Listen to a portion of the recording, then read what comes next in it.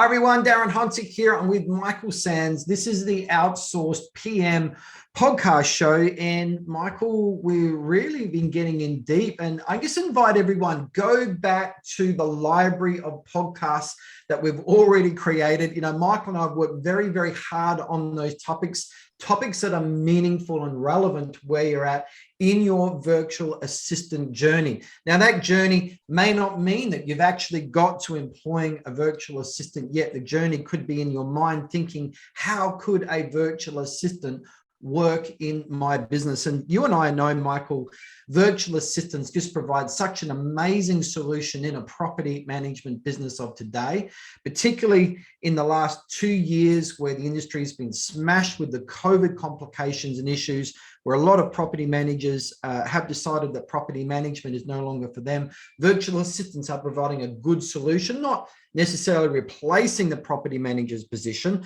but they can be doing a lot of the mundane work and freeing up your property management staff, your higher paid, dollar productive staff to be focusing more on customer service and growth. And today, Michael, we've decided that we're going to tackle the 5 dangers of going or doing it yourself. And what we mean by that is that, yes, you have the ability to deal directly with people, for example, in the Philippines, or you could go to Indonesia or India or whatever. And we're just going to focus on talking about the Philippines and dealing with staff directly, which means you cut out the management agency or the backbone or the support behind that position and deal with the person direct. And the main motivator there would no doubt be a dollar saving. But I guess we want to go through and explain the dangers. I've also had my fingers burnt in the past of my 15 years or so experience of dealing with virtual assistants, where I've had my fingers burnt in going direct, and I'll share those as well. But firstly, Michael, one of the dangers of dealing with staff directly where they have no managing agency like Teams by Design behind the process to support it, is let's talk about going AWOL. Now, if you've been using virtual assistants, you may understand what we're talking about here. But what is the danger of AWOL? Explain what that is, Michael, and let's talk about what's behind it. AWOL is when your team member would just go missing. Could be a number of reasons. It could be that family crisis that they had to attend to, that they've left today, but they don't come back, that you don't hear from them. Could be that you sent them a task and they've asked a question you haven't replied to, and they've just gone silent and disappeared. Could be that they're not logging on anymore. A number of reasons why anyone would go AWOL. And I guess if you've got no visibility of your team member, you're lost. You're essentially handing over so much assistance to someone, and they go missing and they go AWOL, and you've got no way of communicating with them. I mean, Darren, most people that I speak to that have a virtual assistant that they go direct with, I say, which part of the Philippines are they from? Oh, I don't know. I go, are they main part Manila? Or are they out in the province? Whereabouts are they? Like, oh, I got no idea. And that also plays a big part. Like if they're in a built-up area or a province area, where typically like the family would live, and they may not have as good a signal out there. So if there is a family emergency, they go out. You're not going to hear from them, right? Like unless they go to an internet cafe, there's no internet, there's no phone signal, there's nothing in certain areas. So that's one reason. We had, I remember Darren, probably about 6 years ago, I employed a loan processor, and he was absolutely fantastic. He was just a gun. He was so committed. He had all of his template documents to send out. He was just fantastic. But there was a mudslide in his family's village, and he said, "Michael, I've got to go and attend to that." I'm like, "Yep, no problem. That's great." I never heard from him again. He just went AWOL. Right? They just disappear. Now, this is something for us that are not in the Philippines, whether you're listening from the UK or the USA or New Zealand or Australia.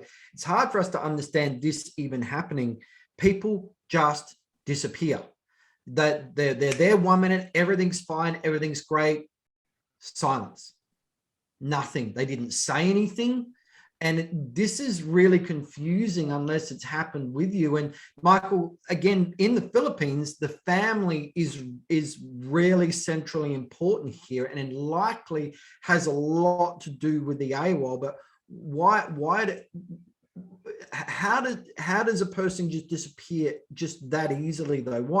What actually happens? What is going through the VA's mind when they disappear? What makes them not want to communicate? What makes them not want to let their employer know, hey, look, I've got a family emergency, I need to go? What's behind the ghosting?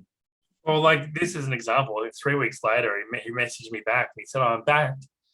And I'm like, oh, I didn't hear from you. Like I tried chasing you up and looking for you and I didn't hear. I've had to re-employ. But from their perspective, they didn't think anything was wrong. They tended to their family, they're in the area. And so they were like, well, no harm, no foul. I'm looking after my family. That's important to us. And at that point, I didn't know how to contact you. But that hasn't been communicated. And we wouldn't even consider that being an issue.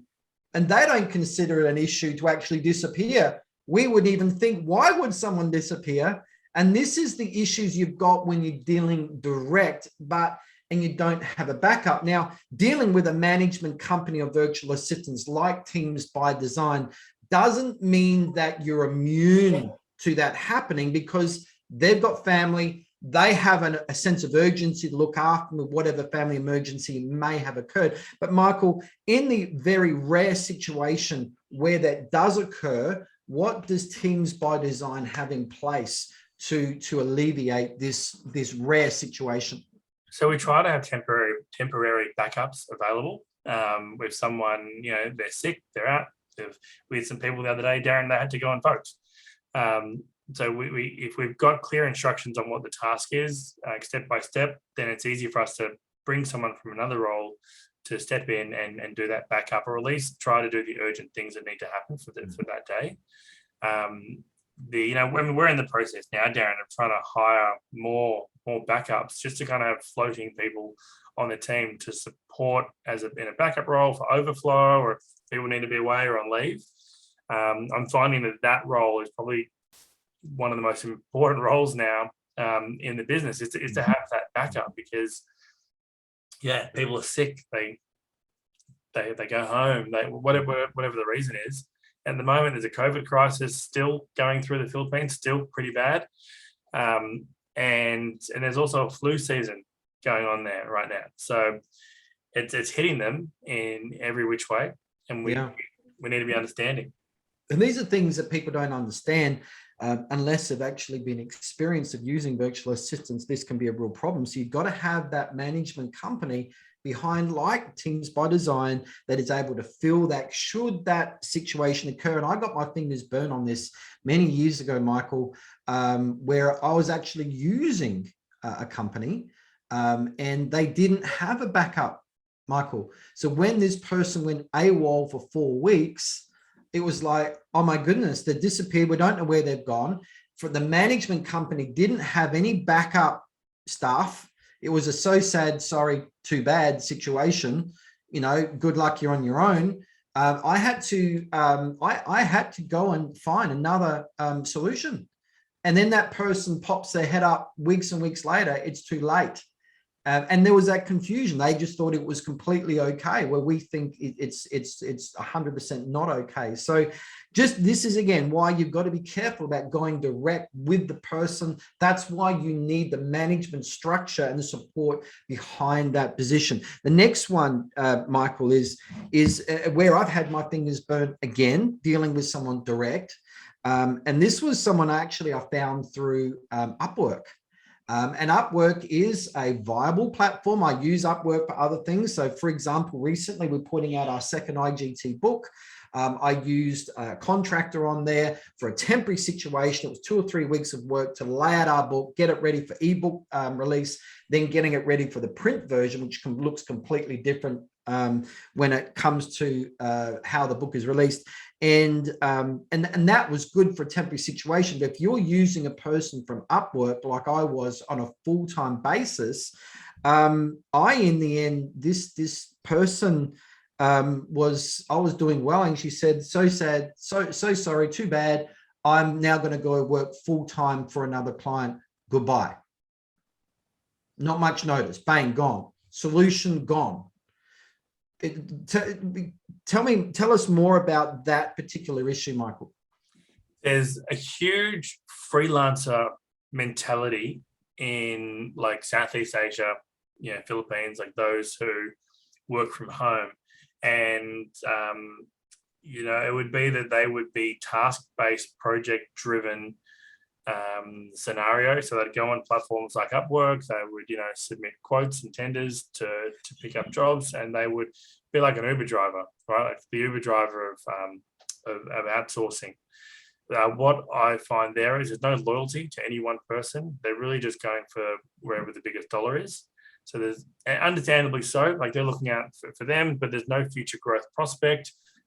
They're just doing, task by task. There's no promotion, no growth, they're not part of a team. So they would generally become unmotivated at one point in time. But whoever you go with, direct, you got to make sure they haven't got that freelancer mindset, that they still don't have their profile up on those platforms. It's like if you start dating someone and they still stay on Tinder, right? They haven't really bought into your experience, and they're waiting to see if this is the real deal, and before they remove their profile. Yeah, you think you've got, their devotion, and they still are putting themselves out there to other clients. That is another danger. Yeah, you definitely don't have their full focus, because there's no one there managing them. There's no one there overseeing them. There's no one there taking them on Christmas parties. There's no one there, doing rewards and being there, holding their hand, buying into the team ethos. So you might think that you've got their loyalty, but you may not. And that could cause problems. Let's just move on to the next one, where they are working for others without you knowing, where they could be still dealing with other clients. Why is that a problem? So I guess you got to worry about the burnout factor. They might be working on your for you between like the hours 9 to 5, and even still, they might be working for another client 5 till 2 in the morning, right? And so they're kind of burning the candle at both ends. I guess you've got to be concerned that if they're working for you and working for somebody else, that they're not getting too tired, because something has to give. Someone has to miss out on quality and attention to detail. It comes to mind a quote from the movie The Hobbit, where Bilbo Baggins talks about was it Hobbit or The Lord of the Rings? But he said, I feel like butter spread over too much bread. You're spreading yourself out so thin. If this VA is working for multiple people and you think you've got them full time, you're not getting their devotion. You're not getting their heart, their mind, their soul, their focus, particularly around complex property management tasks. You want them completely focused. So what you may find is the tasks not being done properly. They're being done loosely. There's issues, there's problems and mistakes, there's things being missed. Accuracy has become a problem because they're only doing it half-hearted, because their heart is being spread with other people. And that's a difficulty of, again, dealing with these people, particularly off Upwork or something like that. You might think that you've got value by, getting less, but it comes out in other issues where in the end, you just hit the wall and think this is not worth it. But what's happened is you haven't done it properly. This is why you need a person that's devoted to you full time, and getting someone through a management company like Teams by Design, you're going to be able to get their full focus and their full attention. I think this is what we're getting to, because property management tasks are worth it. They need full-time attention because of the complexities involved. You don't want them doing property management and then something completely outside of the industry. They're going to get very, very thin on the ground with their focus. So, all right, I think we've explained that one pretty well. So again, we talked about someone going AWOL and just disappearing. choosing another client over you. So you actually lose them because they go, well, I'm getting a lot of work with someone else. So sad, too bad, goodbye. And then you're left just holding the baby, not getting the value, and then working with others and working with you as well, where the focus is compromised. The next one that we've got here, Michael, and this is something that I've also experienced, is where people take advantage of you. And you talked about freelancers and about they're in it for themselves, which they are. They're working at an hourly rate and stuff like that. And I've had this. And I was working with a graphic artist. He was really good, and it just got to one point where my rates are going up. It couldn't justify them.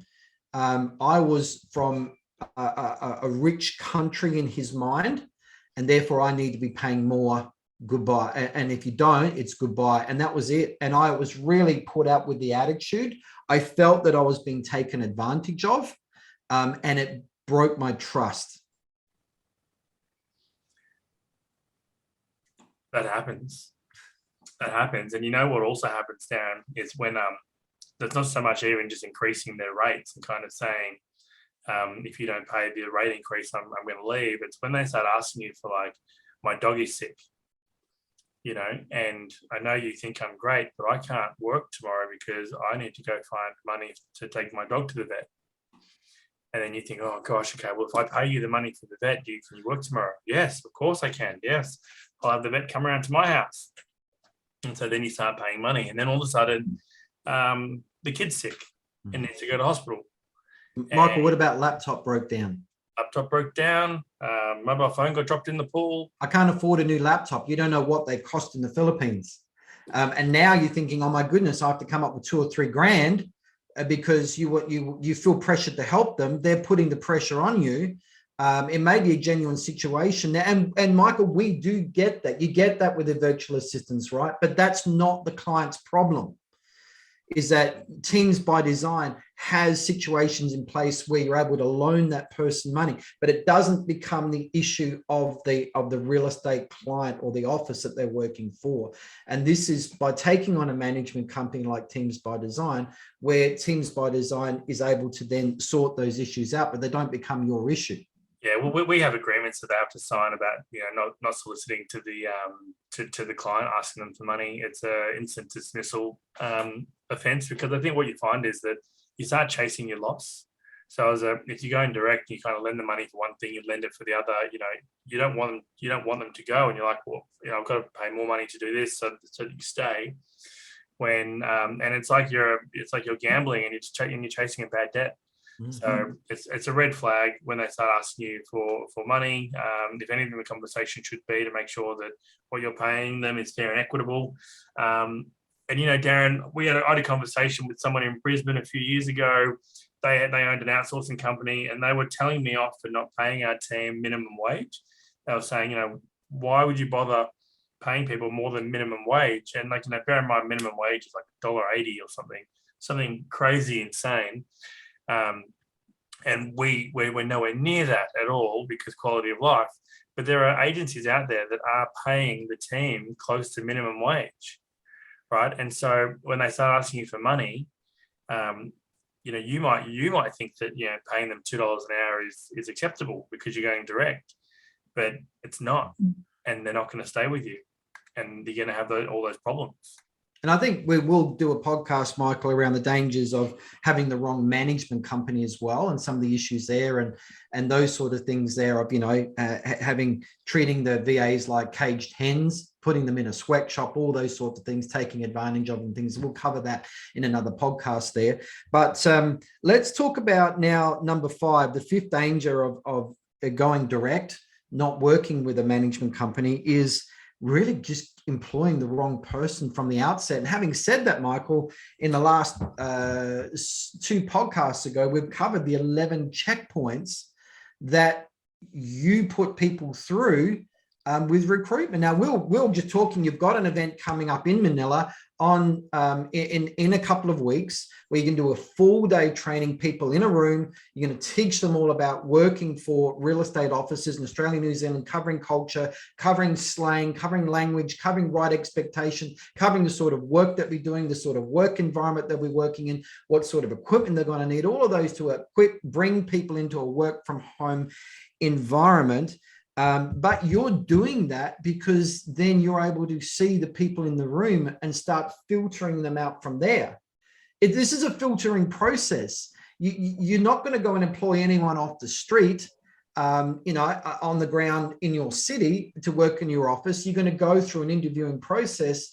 This is the issue you've got with going direct, is that what experience have you got?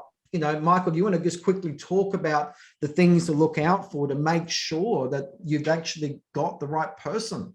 You touch on this, and it's quite funny. We are off to the Philippines in the next week, and there's this hotel that I like staying at there, and it's a nice one, and the staff there are just tremendous. They are just so human, warming, absolutely brilliant. And what I would like to do is try and offer as many of the people that work there a job with us, right? Because you're in front of them, you see how they act and engage with people and what they're like in a social setting.